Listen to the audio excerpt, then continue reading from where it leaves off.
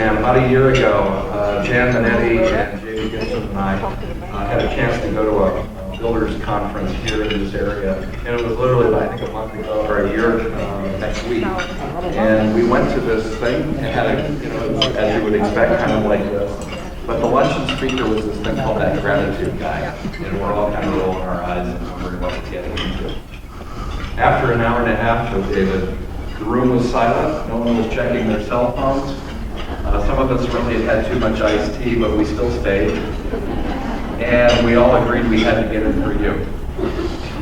He has worked for Nordstrom as a manager. He's worked for Lowe's as a manager. He now speaks on the subject of gratitude frequently all over the country. And we are really very, very pleased to have him here today. I've gotten to know him better over the last year as we've been planning this. And the first time I called him after that first conference, he said, "John Flood, you spell your name Jon. You were there with two women whose names started with J, and you work with credit people." I said, "Yeah, that would be me." And he has a phenomenal memory, but more than that, he has a great personality. I think you're going to find the next hour to be very fascinating. So please welcome David George Brooks. Thank you, John. Thank you, John. I will say right up front that I have a very interactive presentation that involves a lot of things involving you fine folks. So I'll apologize at least for a moment here that as you wrap up your lunches, because we're going to be doing some things on the little cards that are on your table, as well as some things where you partner up with somebody. So that'll start in about 5 minutes. So hopefully I don't cause anybody indigestion. By show of hands, and of course you got both your hands full with silverware, by show of hands, how many people here have suffered a significant personal loss in your life? 90% of the room. I am fortunate enough to do talks from high schools, commencement speeches, 17, 18 years old, up to nursing homes where it's 90 to 95 years old. As you would expect in the nursing home, everybody raises their hand. What shocked me was how many people in high school raised their hands. Most of the time, it's half the kids have already suffered a lot. So I'd like to very briefly tell you about the significant personal loss that happened to me that changed my life and got me on this course to be speaking about gratitude. September 29th, 1998, it was a Tuesday. I woke up about 6:30 and looked over to the side of my bed, and my wife wasn't there. But that's odd. I wonder where Dana is. And just then, as I'm kind of wondering, Connor, my 4-year-old, comes in, says, "Where's Mommy?" I said, "I don't know." So let's go find her. We go out in the hallway. Kyle, my 14-year-old, same question. We don't know what's going on. We go down the hallway. We look downstairs. And down at the bottom of the stairs by the washer and dryer, here's Dana. She's crumpled over, all crunched up, and it doesn't look good. So we run down there. I turn her over, start doing CPR, mouth to mouth. I had said to Kyle, "Call the police. Connor's crying. What's wrong with Mommy?" In the matter of a few minutes, there must have been 25 people in our house. Fire, police, medics, aid, all that type of thing. They put her out and they did the paddles and all this type of thing. I am so fortunate to do a lot of these talks. I get to chat with people afterwards over at my book table or wherever I am throughout the convention or whatever it might be, and people tell me I went through something similar like this. If you've been through something similar like this, one of the things that you know is that time loses all measure. I had no idea how much time had gone by. A little fire person comes over to me about this short. I'll never forget. "Mr. Brook, we've been working on your wife for 90 minutes. We still don't have a heartbeat. Do you want us to continue?" I remember like yesterday, it was 18 years ago, looking up at the ceiling and going, 90 minutes, no heartbeat. I thought about it and I said, "No, you can stop." And she was dead. And she was 38 years old. What made it challenging for me is that was not the first time I had lost somebody close to me. I used to go into a lot more detail, but now I don't talk about the other deaths, my father's suicide and all these other things as much because I want to make sure I get time to get a message to you about how gratitude can change your life. How embracing an attitude of gratitude can make such a difference, because I have noticed that life is like this. It's up and down. It's good and bad. It's high and low. It's left and right. How we deal with the things down here is what really determines, I think, in a lot of cases, the success we'll have. But it does depend on how you look at it. So I'm going to apologize right now. I would like everybody to stand up. I know you're working on the salads. See a couple people in the back. Oh, for gosh sakes. Can I get to my chicken, please? So I was saying, John, when are those salads getting here? Right hand up in there as high as you can. Start turning in a clockwise manner. Now you can imagine in the high schools, they have no idea what clockwise is. So I have to go like this and show them how the old face works here. So keep it going clockwise. Now just start bringing it slowly down to your forehead, your eyes, your chin, your chest, and your waist. Now what direction is it going? Who said counterclockwise to this table? Who said it right here? I got a free book for you. No, I didn't say it. Oh, you did? It was clockwise. Okay, you can sit down. Well, how did it go from clockwise to counterclockwise? There's always a few people that are still doing like this. What happened? All that is showing you a different way to look at something. You have a choice to look at your life from the glass half full or the glass half empty way. Thanks, Eric. Still doing it. I appreciate that. I'm such a believer in life as a choice, happiness is a choice, gratitude is a choice. Your attitude. Look at the business you're in. There's a lot of people that would say, I don't know what I want to be doing in credit management and credit collection and all those kinds of things. Well, one of the things I'm going to talk about later is I like to just be grateful I have a job. I've already met a number of people the other day, really nice people. Who cares if it's a sometimes negative-based business? When you make a lot of money and you collect collections or credit reports or whatever it might be, it's how you look at it. Okay, so here's the next thing. You know, you guys are still not going to be happy. I need you to pick a partner, and I need you to get that little 3x5 card that is in the table where you sit. It says, it's a 3x5 card. It says the Brooker That Gratitude Guide, and you're going to need a pen. If you don't have a pen, you'll be able to get back to your lunches in a second. We'll get you a pen. Where's Jason? Everybody have a pen? If you don't have a pen, raise your hand, and we'll have somebody running around to you. And you need to pick a partner. So this is 2 people per card, or per exercise, if you will.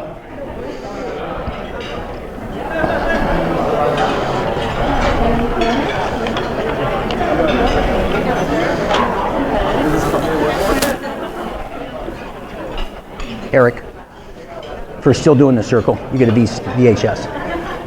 Thank you for doing that. Okay, so you have, it's 2 people as a partner. So do you need a partner down here?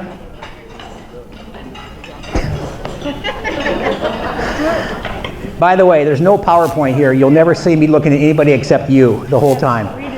Okay, so then, but there's an odd number here. So who's going to be, should I be your partner? Absolutely. Okay, thanks. People are going, let me finish my chicken. Okay. So if you've got your partners, perfect, there's a paired up. So you're going to have one person with another person, that's your partner. So take your pen, and on your little card, the 3x5 card, in the upper left-hand corner, write 2 words. You are, Y-O-U-A-R-E. Is everybody writing the card or just one of them? Everybody's writing their card. And in the upper right-hand corner, write your partner's name. Now, if you don't know them, that doesn't matter with this exercise. Just ask them what their name is.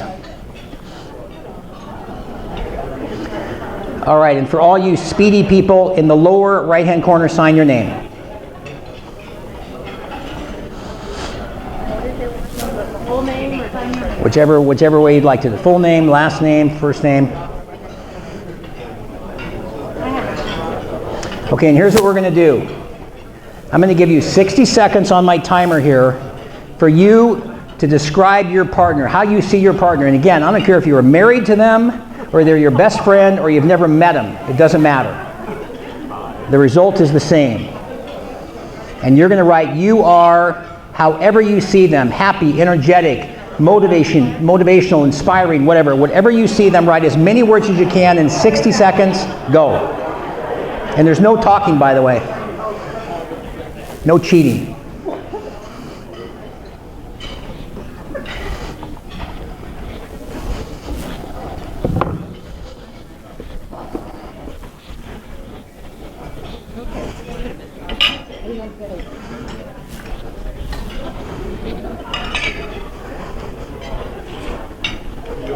get some water.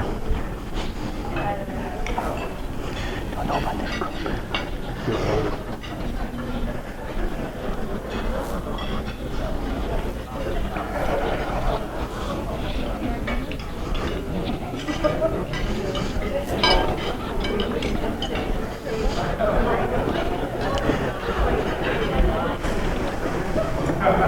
About 10 seconds.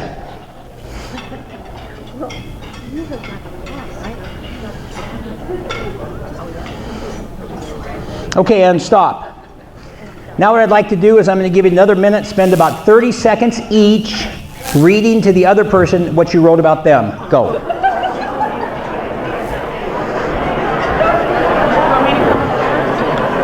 Oh, I forgot we were going to do ours. And forgetful. Hold on. You're Diana? Yeah. Okay, hold on. We'll do that at the end. Have to shake your hand. Hold on, I'm giving you something.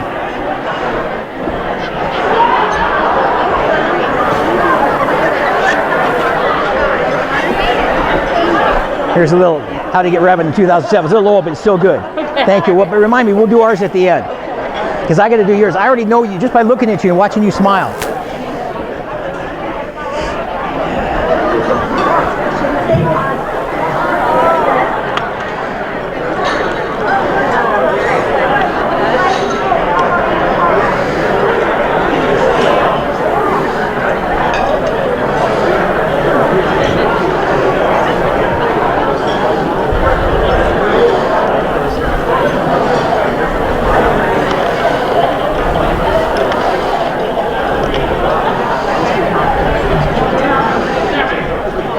Okay, and stop. So now, hand the card to the other person. So you have the card that was written about you. Hilarious. And even though you just heard your partner, whether you ever met them before or not, describe you as you are and all these adjectives, it's interesting to look at it and read it and see it in written form on that card. And as you look at what they wrote about you, and you see that card, by show of hands, how many people here might hold on to that card? Thank you. It's been fantastic being here today. I cannot tell you what a great audience you were. Every so often, it's usually 90%. Every so often, there's like one or two people who raise their hand and I go, thanks, I'm done. You guys don't get it. That's the whole idea, is to show why does somebody else look at ourselves in such a good light versus how we look at ourselves. You can hear, I always say no talking, but I can hear the giggling. And then when people start reading about each other, I think, why do we have a self-talk to ourselves that's so negative? I used to call myself a word that I no longer say. It started with the letter L and had the O and S and the E and an R after it. I would no longer use that word for me. You couldn't get me to write $1 million check. Where's John? To call John that word, not $1 million. But I had no trouble saying it to me. And I just don't understand, because so much of our self-talk directs how we think, whether it's about our jobs in the credit world or the jobs out there in the big world, whatever it is. That's why embracing gratitude is such an incredible mindset. Now, I will tell you, I've tried this a few times in the high schools and it doesn't work too well, because one of the guys comes up and he shows me his card and he goes, "You are an idiot." No, you missed the point of the exercise. Embracing gratitude. It's a great mindset. I've met so many people that struggle. I coach people on this side as well. It's amazing. You look at a person, they look on a 1 to 10. 10's the best, 1 is the worst. They look like a 9 or a 10. Turns out they're a 4 or a 5. How many people struggle? Embracing gratitude is the first thing I talk about. It takes as long as it takes. Never give up is the second thing. Connor, my son, was 4 years old when Dana died. He struggled his entire life. Couldn't make it in school. I had to hold him back in kindergarten. Had to hold him back in first grade. He wanted to play baseball. Couldn't play. I'd go to all those games, all those practices, sit in the stand. He'd never play. But I kept saying, "Connor, just keep trying."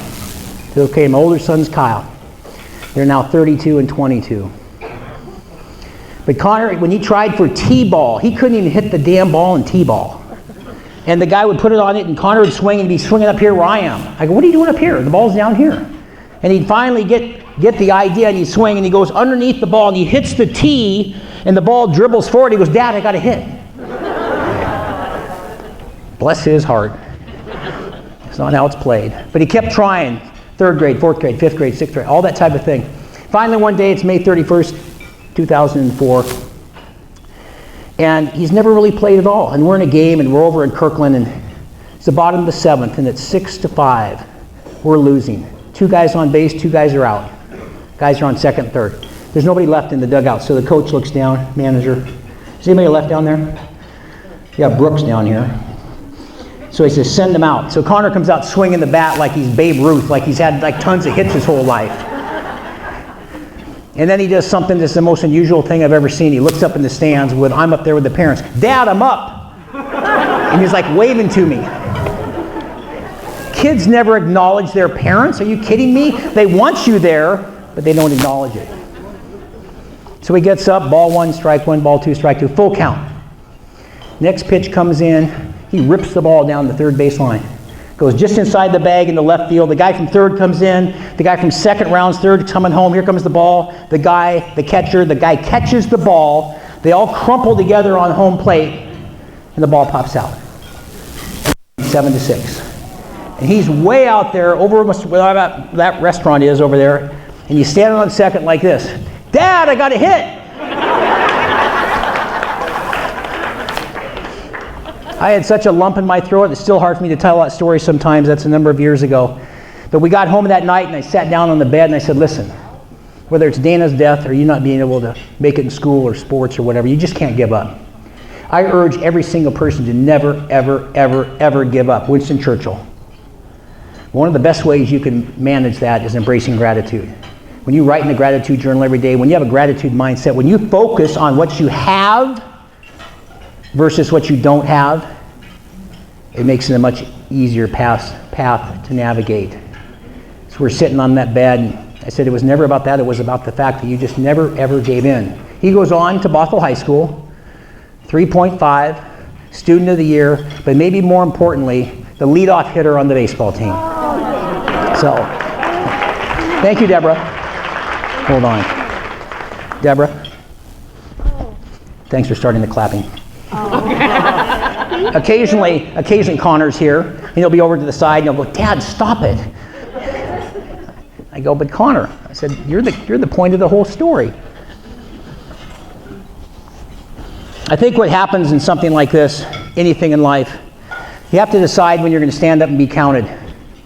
It does take as long as it takes. I get into this central argument from time to time with people that I say my age, I'm 66 years old. They say, you shouldn't say your age, that's kind of an old guy. I go, well, maybe I'm proud of it, maybe because I'm very energetic, maybe because I got a message I want to deliver. I'm going to do this to 76, 86, 96. Thank you, Deborah. Deborah, you're my favorite so far. Your age is my favorite. It's a good age. I knew I liked you. But I think when you figure out it takes as long as it takes, sometimes it takes a long time to get what your passion is. If Dana hadn't died, I wouldn't be standing here. I needed to find something to help me cope in life, and it happened to be gratitude. And in a second, I'm going to talk about a gratitude journal, which is sort of the central theme that I talk about. But you have to have, well, you don't have to have anything, but it's beneficial to have an attitude of never giving up. I wanted to be a speaker when I was 19 years old. 43 years later, which is 4 years ago, I still hadn't become a speaker. So I was working at Lowe's, managing a home improvement store. I come home on December 27th, it's about 2 in the afternoon, and Connor looks at me, he's sitting on the couch, he's 17 at the time. He looks up at me and goes, what are you doing home? I quit Lowe's. You quit being a store manager? Yes. What are you going to do now? I'm going to be a speaker. He looks up from the couch and he goes, well, that's just super, Dad.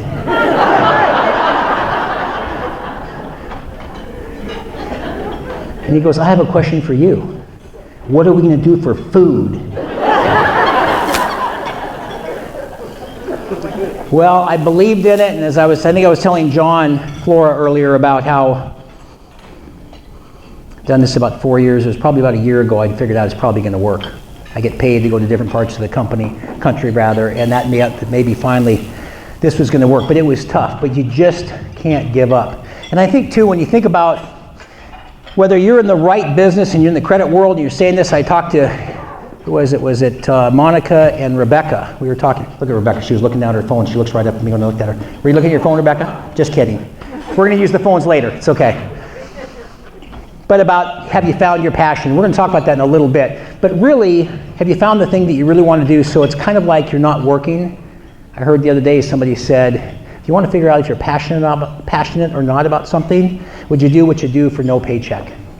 And that's one way to know. I love doing this. You got to have money to pay for mortgage and pay for food and pay for this type of thing. But if you find out what it is, I will tell you that it can change your life.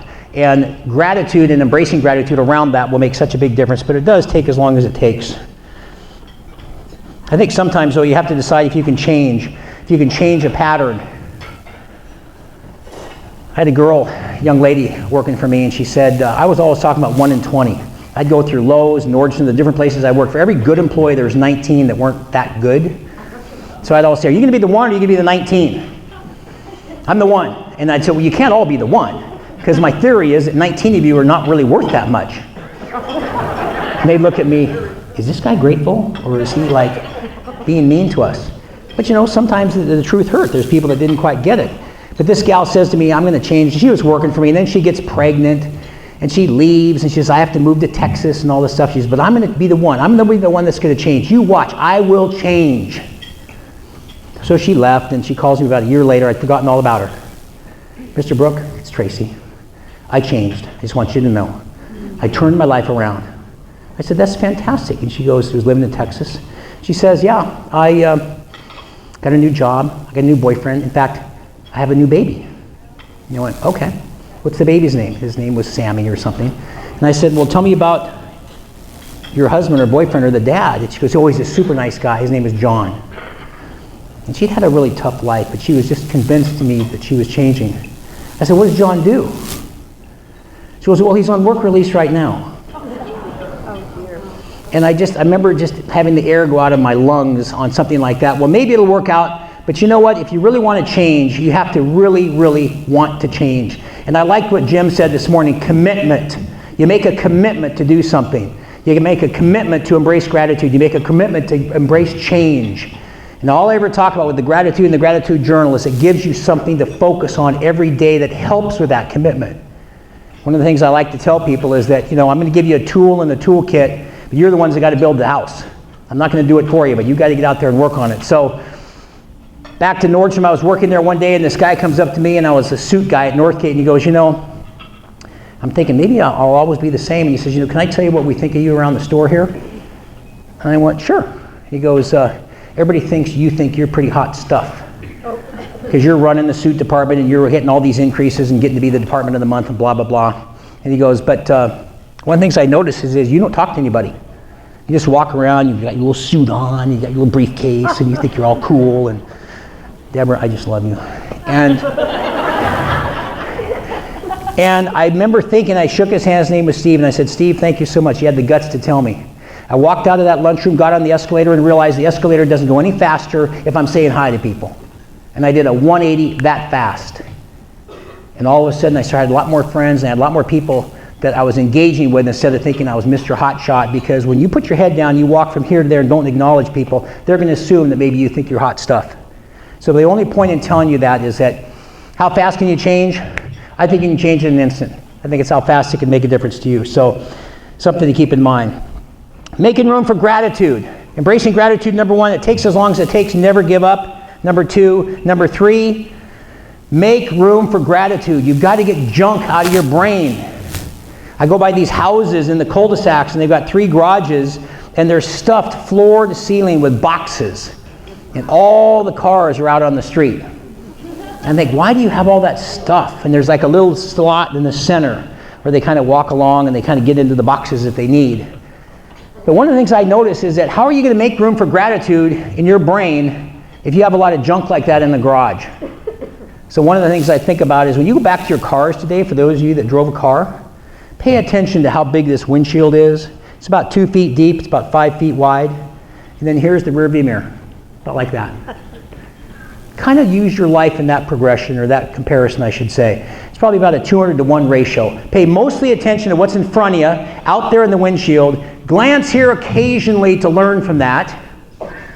Or if you see flashing blue lights, you got to pull over. Don't want to upset the police. But people will do this all the time. They'll get junk in their life, they'll drive over it, they'll pick it up, put it in front of them, and drive over it again. And if you're ever wondering about a good example of that, just think about how many times you've been out with your girlfriends, your boyfriends, your buddies, or whoever it might be, and they're still talking about a divorce or something that happened like 10 years ago. It's time to get over it. So it makes a big difference to really process stuff and clean out your brain. Otherwise, you're going to have a hard time, I think, dealing with this kind of stuff.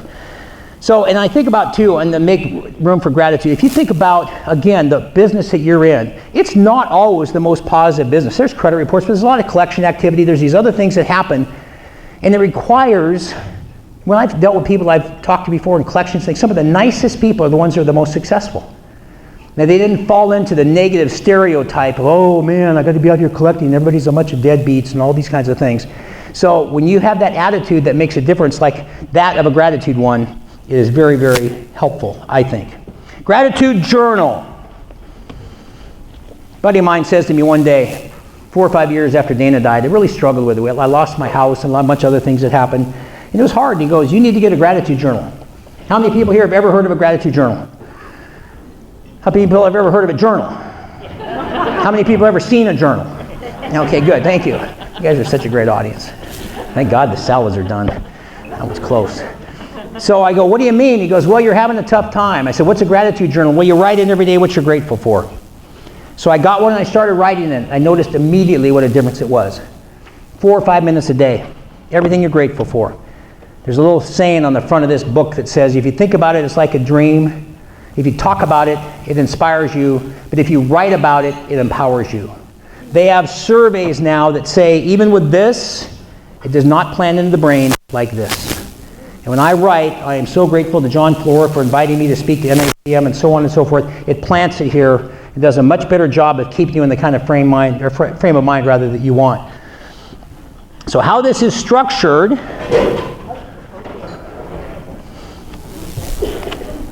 See, this is what's great about having people you went to high school with. I have one of my friends, he says, is this your top seller? I go, yeah. He goes, it's just got lines in it.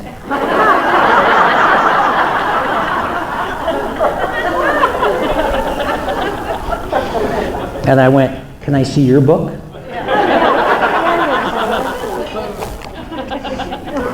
Up at the top it says day and date, so it's Wednesday or Thursday, October 13th. Daily number we'll come back to in a second.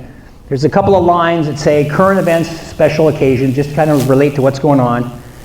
I am so grateful for, you write down 4 or 5 lines there. The bottom left, the highlight of your day. What's the best thing that happened yesterday or today, but usually yesterday. And then on the right-hand side is called your gratitude intentions. Very important thing that I found out from somebody that I should add to this. That is being grateful for what hasn't even happened yet.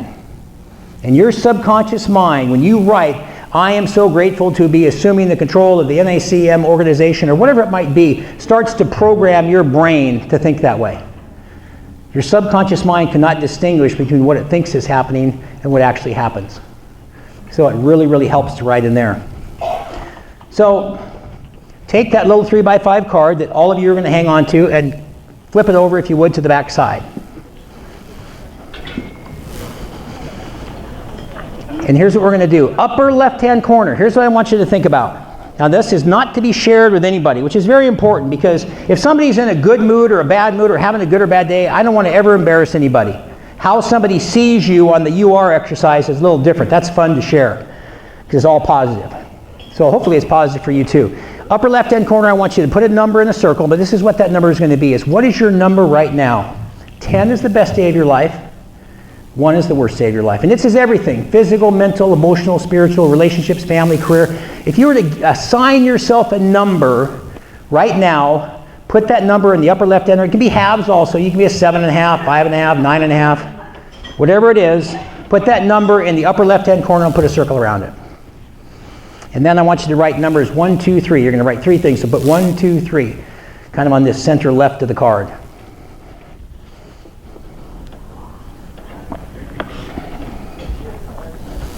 Okay. Again, this is a very private exercise, just for you, yourself, and I. Number 1, what is the number 1 thing you're most grateful for in your life? Write that down. It can be a word. Number 1 thing you're most grateful for in your life. It can be a person, it can be a sentence, it can be a thing, it can be anything. Whatever, if you could only pick one thing you were super grateful for, what would that be? All right, and for those of you that are speedy, number 2, what's the second thing you're most grateful for in your life?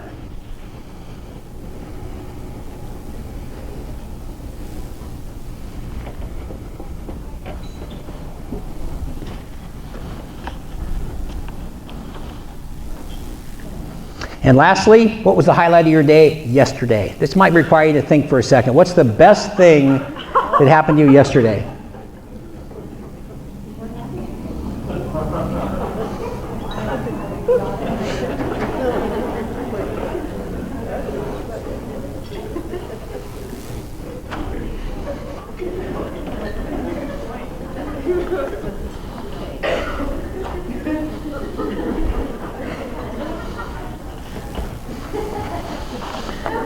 All right, so for those of you that are done, I want you to silently, that's the key word here, some giggling everywhere. I want you to silently reread those 3 things you just wrote, and then I want you to consciously think about, after you rewrote those things, if the number you now think is the same or different, whatever that number is, put that in the upper right-hand corner. Could be the same number, could be different, but after reading those 3 things very carefully, decide what that number is and put that in the upper right-hand corner and circle it.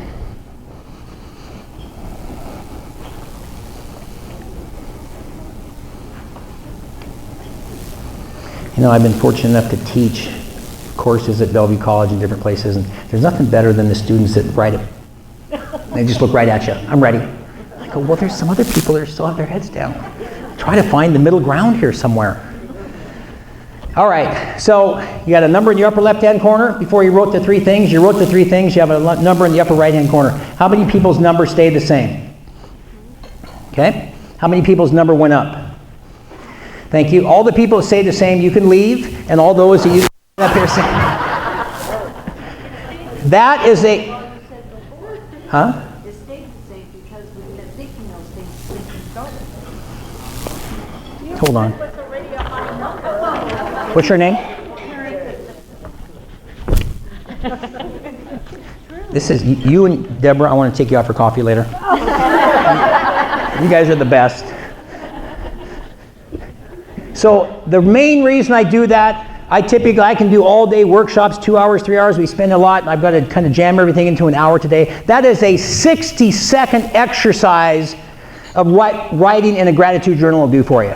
If half this room, a third, whatever it was, his number can go up by merely writing the number 1 thing you're grateful for, the number 2, and the highlight of your day, imagine what writing in that journal for 5 minutes can do. And I will tell you, this journal has major significance to me when it comes to numbers. I haven't missed a day writing in this journal for probably 10 years.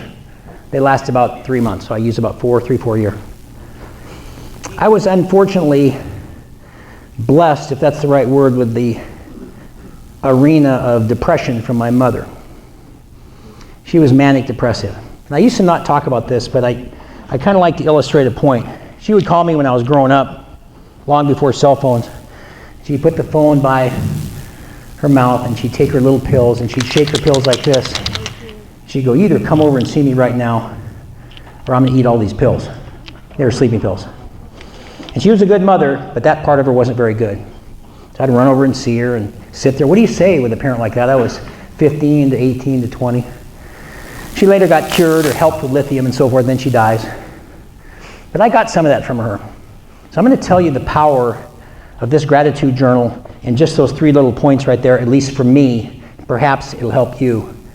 I don't care if it's personally or professionally, whatever, we're all under a ton of stress. You guys, in my opinion, are in a very stressful job in many aspects of it. Anything you can do to help eliminate or cut down on that stress is valuable.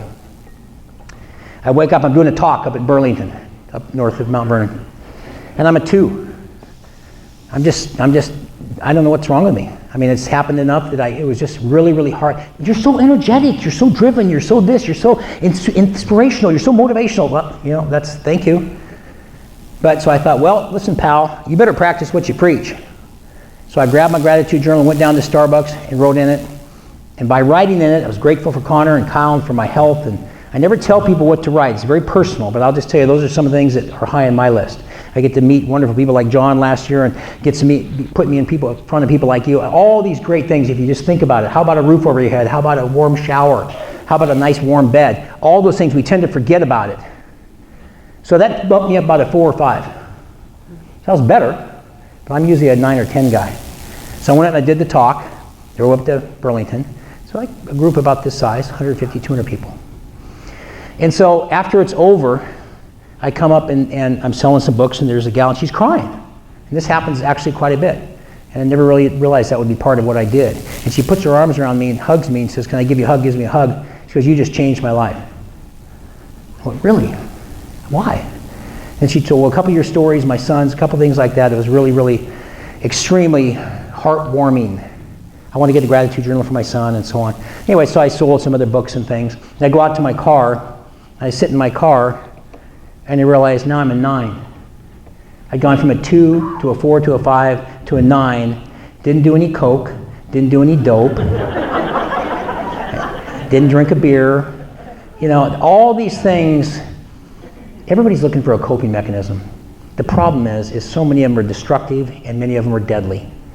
Writing in a gratitude journal every day is one of the healthiest coping mechanisms you can ever use. It makes such a big difference. I was doing a talk one day when my phone beeped, and I use my phone because I use it for texting and timing and things like this. We're going to text in a second. And a buddy of mine, and I'm literally, and I could feel it buzzing, and I'm ready to time, and I look up, and a buddy of mine texts me, Robin Williams had just died. I went, wow, I think I did say something to the audience. But I thought, I didn't know Robin Williams, I don't know a lot of the details, but I wonder if he was writing in a gratitude journal, if that would have made a difference. I don't know, but I have a lot of these old friends that'll call me back, and I need a dose of the Brooker. That's where I got that name, the Brooker. They always say, I need to have you help me figure out some of this stuff. I said, well, before I even help you, let me ask you something. Are you writing in your gratitude journal every day? Well, no, you see, you may want to start with that and then see what happens. And take advantage of the tools you can. 22 soldiers commit suicide every single day in our country. I notice there's a push-up challenge going on. I'm fortunate enough to do a number of speeches down at Joint Base Lewis McChord. And the same thing happens afterwards. They've actually bought quite a few journals for the soldiers, and they come up and they hug me and we talk about stuff. I just think what everybody's looking for is something to help. So to me, this is just merely another thing that can help. Is it the end all be all? Is it the only thing? No, but it can make such a big, big difference. So I want to switch, and I want to talk a little bit about something I'm very passionate about. And I noticed Jim mentioned this morning too, around your future. Find yourself, find your passion, find your purpose. I am of the belief that everybody ultimately would like to find their purpose. Some people may disagree. I found mine about 4 years ago, even though it took me 43 years to realize that happening. But when you find you, I think it starts with the person you see in the mirror. And so I would like to ask you, I have this, yes. What kind of relationship do you have with you? When you did that daily number, that could kind of speak to a little bit about the relationship you have with you. That's why I don't share it with anybody. You could be a 10, you could be a 5, you could be a 2. It's nobody's business. But I think if you're a 2 or a 5, you'd probably rather be a 7, 8, or 9, or 10. So if I take something like this is a $20 bill. How many people, if I just gave it to you, how many would want this $20 bill? See, thank you. There's always a few like me in the audience, like, yeah, what's the catch? Don't just say that. So nobody all raises their hands. They go, yeah, sure, there's some catch here. I didn't say I'm going to give it to you. I just said how many would want it. So then, if I do this, how many people want it? Yep. If I do this, stomp it, crush it, smooth it back out, straighten out Andrew Jackson here. How many people want it? Yep. You guys are a good audience. You know, you got a lot better after those salads were done, so thank you. I told John it's going to be tight with those salads. I like people raising their hands. So if I look at Andrew Jackson and I go, you're a piece of crap, you're worthless, your life is meaningless on this earth, you know what he does? He looks back at me and says, well, you know what? That's just super, Mr. Gratitude Guy, but I'm still worth $20. And he would be right. So why do you let somebody crush you or step on you or tell you you are worthless or meaningless and let him get away with it? When this guy doesn't let it bother him, he says he's still worth 20. We've all had it happen. I will go out on a limb and say I've found more women that have had that happen than men, but I've had a lot of men too. So when you get connected with that person in the mirror, it makes such a huge difference. And I think this idea of the relationship you have with yourself is the most important relationship you ever have is kind of a good one. And I kind of noticed that when push comes to shove, we still kind of got to take good care of ourselves. I used to go to Reno a lot with a friend of mine. We'd go down there a couple times a year, and we'd play the slots, but mostly we played blackjack and some craps. So I'm sitting there on some machine or something, and he starts screaming over here, Brooker, Brooker, Brooker, I won the jackpot. And I go over and there's quarters, back when the quarters, they're just crashing down. And he put like $1 into it, and he's like won $1,000. And he goes, I'm buying dinner, and high-five me, and I high-five him, and I'm going, great, that's super. He goes, isn't it exciting? And I was going, yeah. And I was thinking, truthfully, I'd be a lot more excited if it was me. But I think that's okay.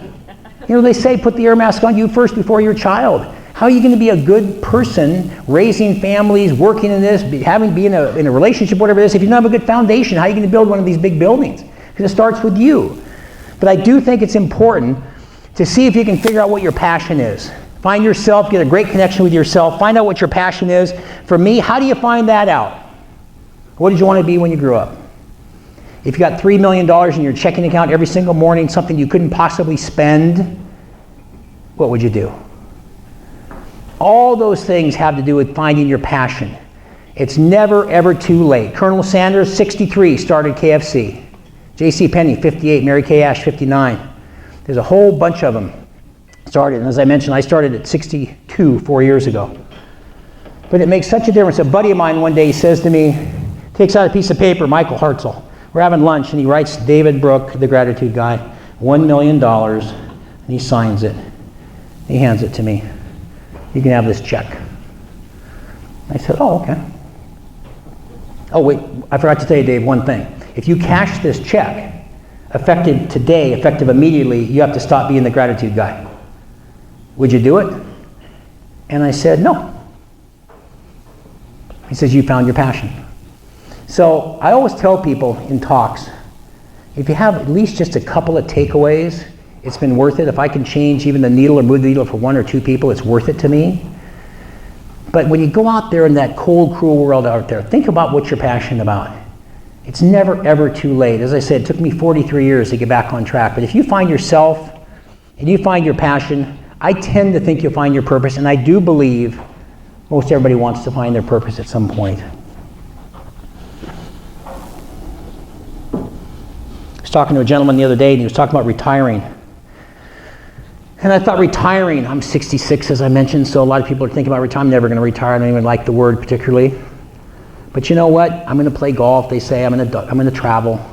Well, let's say they travel 3 months a year. What do they do the other 9 months out of the year? How much golf can you play? How many Starbucks can you go to? It's fine. If you want to do that, it's fine. I will not judge. I will not be critical. I will just say, I just find it interesting that I think a lot of people are a little surprised what happens in retirement. A good friend of mine worked at Boeing. They had this thing they did all the time. Every couple of weeks, they cut out the retirement. Fred Smith, left wing assembly of the 777, retires. They put the retirement notice up there. Then they had a little string of yarn. They put the yarn on the bulletin board. 3 months later was the obituary. And I said, no, you mean 3 years? He goes, no, 3 months. So I just say that to inspire you to continue to look and find what you're passionate about. If you will, it can make such a difference in your life. We're on this planet for a very short period of time. I got to be probably the oldest guy here. It just goes by so fast. So if you can find your purpose, and you can figure it out from your passion, and you can figure it out from having a great relationship with yourself, I think you're going to be very fortunate.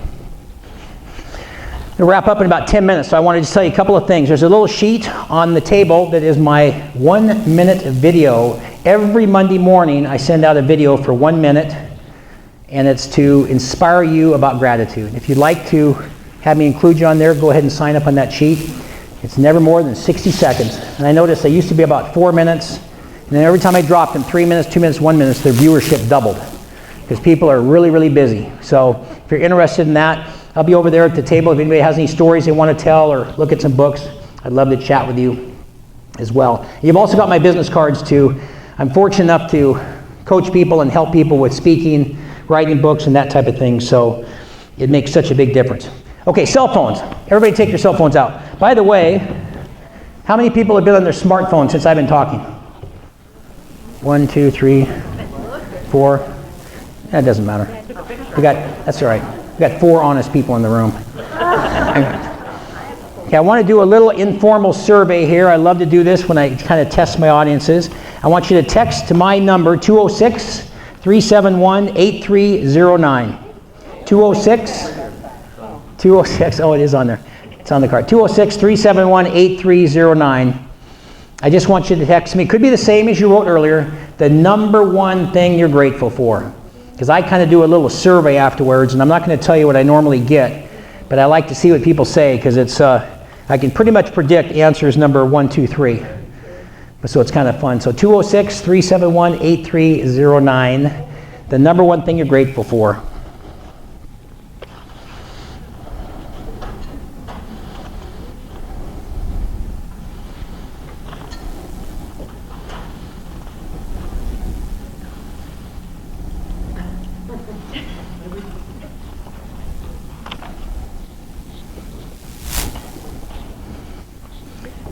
John, do we have time to do cards to give away a book or two? So Karen or Diana, can you do me a favor? Can you just, because I'm going to do your thing after this, can you just grab people's cards? I want to give away a couple books. And just, if you don't want to participate, that's great, but just toss in your card and then I'll draw for a couple of books. I got a couple of, the journal, and I got another big book. I must tell you, for those of you that ever want to get into speaking, and if you think it's about your ego or feeling like you're somebody important, you may want to reconsider. So I do this usually, sometimes not groups this big, so it takes a few minutes. But so I'll do that. Okay, I'm going to do a drawing now, and they all, oh great, okay. And so I do the little basket, and Diana's got the basket and stuff. And so then I draw the card. So I was up at a Chamber of Commerce, and so the gal was kind of center back, and I go, she gives me the cards, I pull it out, Sally Jenkins. Yay, Sally! So they come running up here and everything. I give her the book, and so I go, here you go, thanks a lot. She starts to walk back to her table, and I said, if you'd like later, I'll sign that book for you. She goes, that's okay.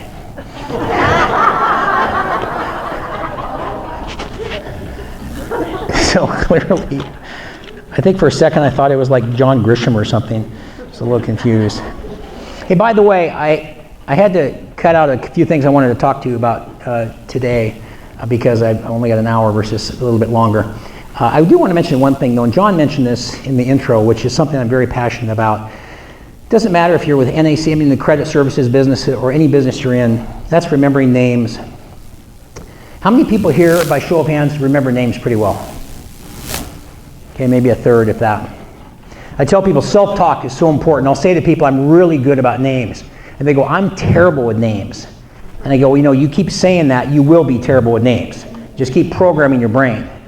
So this morning, I met, is Joe, he was the speaker, was over there. I met Rebecca over there, and then I met Monica, and then who else? I didn't meet too many other people this morning. But does anybody know any good tricks on how to remember names? Kathy. I make it rhyme with something or make I it like seem that. like, so if I've got a neighbor and they introduce themselves as Dennis, then it's Dennis the Menace. Yeah, and that's actually name association, which is one of the best ways of all. Yeah. So how would you remember my name, David? Wow. I would think of David and Goliath and the sling. So you're knocking out. Is David good in that, or Goliath is the winner on that? No, David has a sling, so you're knocking out bad thoughts and things, giants that might be approaching us that Cool. want to crush us. Thank you, Kathy. That's actually one really good one. I just want to mention this. I do a number when I was down doing the soldiers, and I do bigger workshops, and I'll line up people and we'll do the little card and they read it and see who can listen. And people don't listen very much anymore, and they don't remember names very much. And I think anytime you're in any business, I will just offer you 2 techniques to remember names. Now the first one, you've probably heard of these before, but it's amazing how well they'll work if you just use them. The first one is use the person's name immediately. You know, it's Dave, this is Sally, Sally, this is Dave. Hey Sally, how are you? How do you know John Flora? Oh, great, Sally. What part of the country did you come from to come to NC? Okay, thanks, Sally.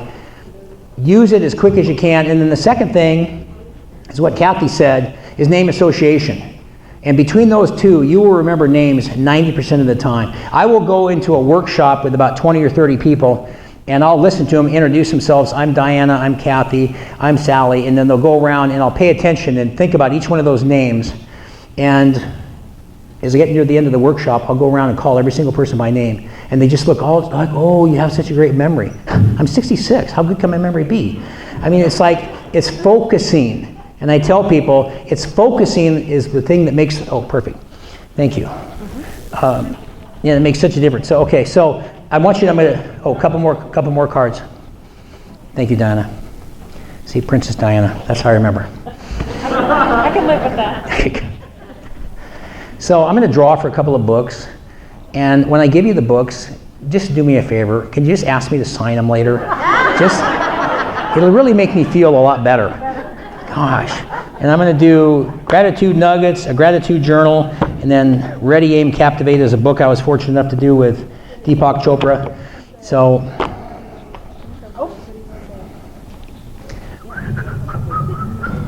sorry, that's okay. Did you get your card in? Keep those cell phones handy, by the way, because we're going to be using them in a second. Okay, so first book is Mary Aline? What a cool name. Is it Mary Aline? What a cool name. So I'll sign that for you later if you like.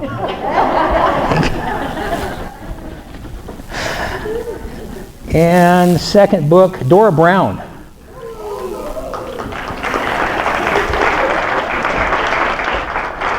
So Dora, on the second book is the Gratitude Journal. It's actually already been pre-signed by the author. So I used to give these away a lot, and then people wouldn't write in as much. God, I'm like towering over you. I so apologize. She's like this, like, yeah, you stand up there. Okay. You stand there. This is much better. Perfect. Thank you. So I would make people pay for them because they wouldn't write in them. So you won it. So you have to promise me you'll write in. Oh, I will. Okay, Thank you. Good. Thanks, Dora. All right, last one. This is called Ready, Aim, Captivate, Put Magic in Your Message and Fortune in Your Future. A bunch of really big authors got together, and I was fortunate enough to be invited to that, so it's got some really great messages in it. And that is Erica. Is it Howley or Howell?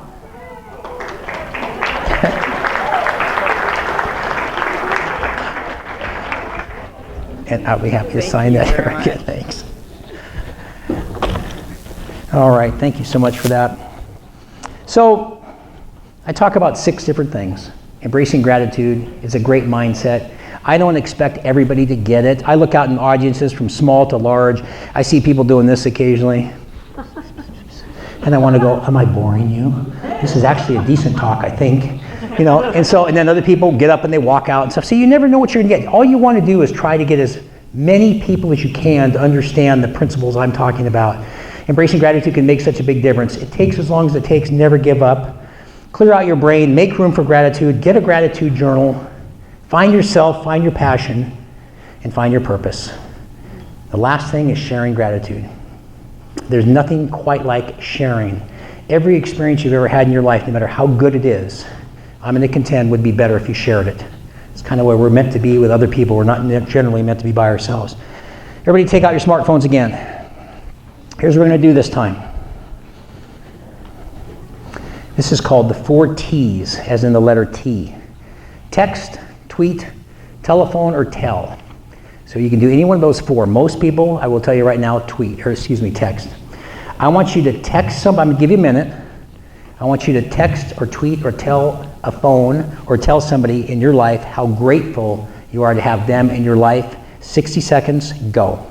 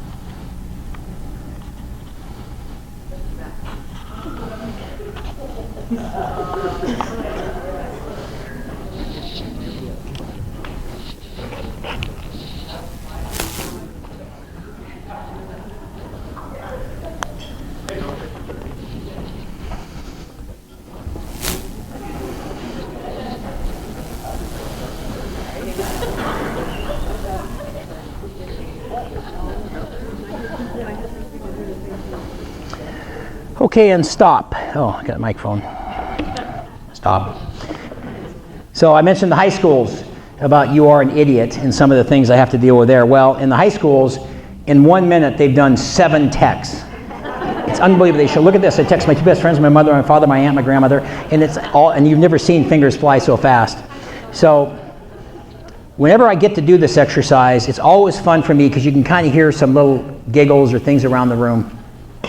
And I can think back on how many times I've done this and some of the things that have happened. And I remember I was in I think it was Bothell High School, and there's a big performing arts place where the chairs went up like this, and there was a person right over about there, and I could hear them, and they were actually telephoning. Most people text. And so, but I could hear her from the stage as I'm waiting for everybody to do their text, and she goes, you know, hi honey, I really appreciate you. I'm so grateful for you. I just want to I'm assuming maybe it's your husband, you know, and I just think really the world, I don't know, some speaker just told me to call you and tell you.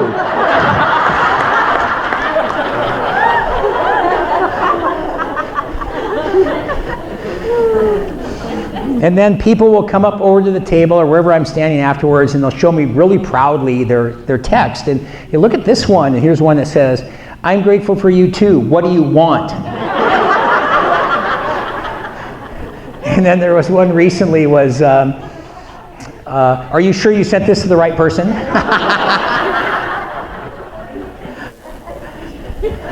But there's something about sharing gratitude, like sharing anything, again, that makes it so fulfilling.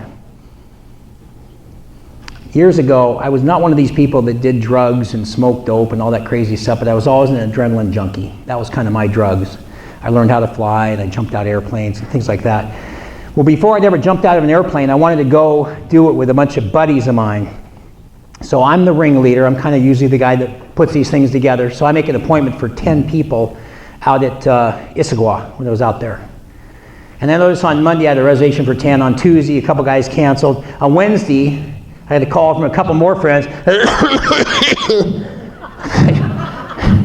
I went, what's the problem? I have a sore throat. I can't make it on Saturday for the skydiving. Another guy canceled on Thursday, so it was down to 3 or 4 people. So I walk in there. I'm like all proud of myself. I walk up to the counter. The guy goes, can I help you? I go, yeah. I have an appointment for 10 a.m. Brooke. And he goes, it says reservations for 10. Where's all your friends? And I went, I don't have any. Nobody came. Nobody came. I went all by myself. We hadn't met yet, but that's great. Thank you, Diana. So people ask me sometimes about the PowerPoint. I don't like to do PowerPoint. You don't get to look at people. The most affirming thing, any of those of you who have ever done speaking or been in front of a group, the most affirming thing you can see is people nodding their heads, opening their eyes wide, going, wow, shaking their heads. All that kind of thing makes such a difference. It's kind of hard to do that sometimes when you're clicking away, which is why I'd rather do it this way. But I will say when I've done churches and different things, they'll put up pictures, and then one of them shows me jumping out of the airplane with a static line. I'm like all scared. Am I going to die and everything? So I get the little picture, and they goes, thanks. And I just went to the car by myself, got in the car and drove home. So proud of myself, nobody to talk to.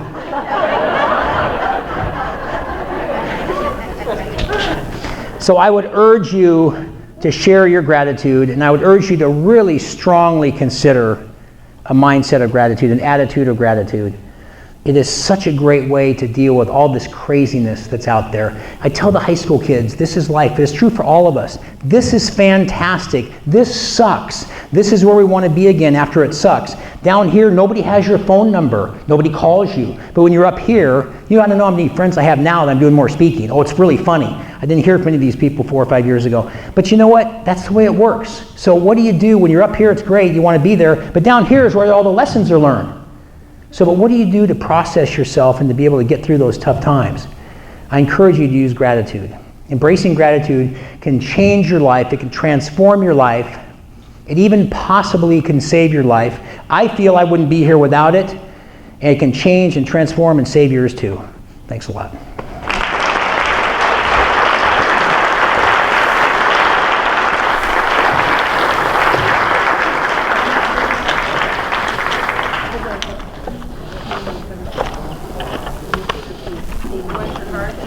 Oh yeah, we're going to do it. Keep it. We're going to do it ours. Thank you, sir. Earl and after we first met him a year ago, I gave everybody on our staff a copy of his gratitude. Some people embrace it and use it daily. Some people use it occasionally. Some people never use it. Thank you so much. I can tell when somebody's writing in their journal. I can tell when I've written in my journal. There is a different mindset. There is one mindset. With that, our lunch is closed. Yeah. He has books and videos you can read afterwards if you'd like to. We have our next session, and we're back in here for the open forum. And we're going to see. They started out a little slow. Thank you.